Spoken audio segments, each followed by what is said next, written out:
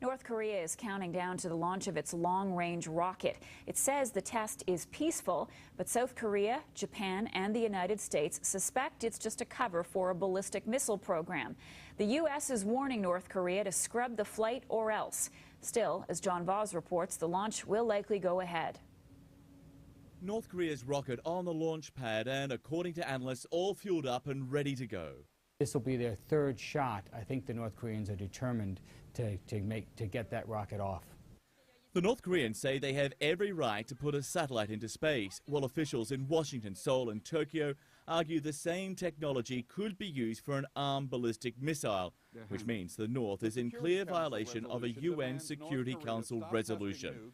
But that resolution was passed without an enforcement clause, and there are doubts anyway about just what can be done to a country which has routinely been hit by international sanctions. Kim Jong-il has proven to be extremely resilient. The North Korean regime has been very resilient. They have resisted a great deal of coercion. The bigger picture in all of this could be the ongoing but stalled negotiations aimed at ending the North's nuclear program, the so-called six-party talks involving the two Koreas, the US, China, Russia and Japan. The North has warned any sanctions because of this rocket launch would kill those talks once and for all.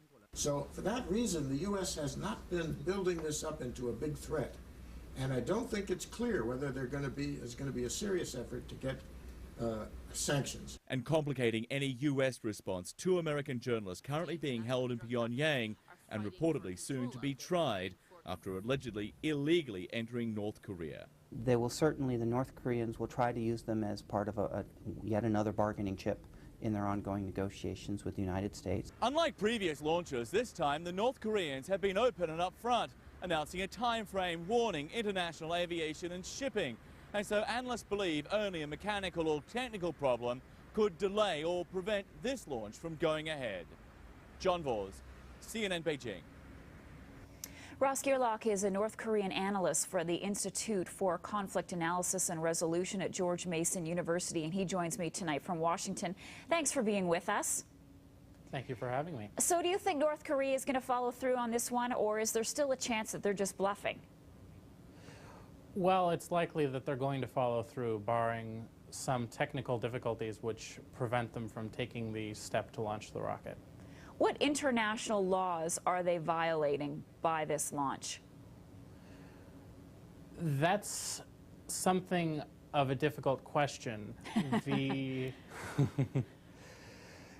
There's a question as to whether or not it violates the agreement that was made as part of the six-party talks. They insist that it doesn't. The United States, Japan, and South Korea insist that it does. The question as to whether or not it actually does is mostly academic. It's given the inability to enforce any law regardless. All right, so which of North Korea's neighbors do you think has the most to be concerned about? It's definitely got to be South Korea. Not only is Seoul a few dozens of miles away from the border, they can be struck by the current armament which North Korea has. Perhaps however, oh, go ahead. However, Japan also has reason to be concerned due to the propaganda campaigns that have been run against them in the past. And we know that North Korea likes to get the attention of the world. Is there any possibility this has been timed to coordinate with the NATO summit? It almost certainly has been time to coordinate with the NATO summit. They're trying to restart the negotiations. This is a bargaining tactic. The problem is the other parties in the negotiations don't have many cards left. The sanctions that they might have applied aren't going to be supported by China or Russia regardless. And even if they were, they would run right into the problem of the sanctions don't actually hit any of the leadership.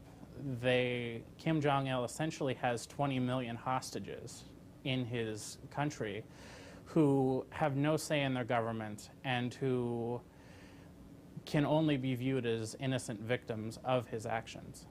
Gearllach, thanks for talking to us tonight. Thank you.